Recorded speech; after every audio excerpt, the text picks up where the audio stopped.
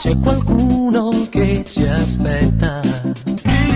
Darà una spinta in più a realizzare il sogno che nel cuore porti tu. Ore 7 alla stazione, parte un treno, fermaci in città. Lì troveremo un grande posto magico, la scuola della musica, con personaggi mitici. Ci forma, ci fa crescere, ma a volte ci fa piangere. La scuola della musica sta regalando un pubblico, l'ha fatto già quei giovani che un anno fa partirono, tenendo stretto un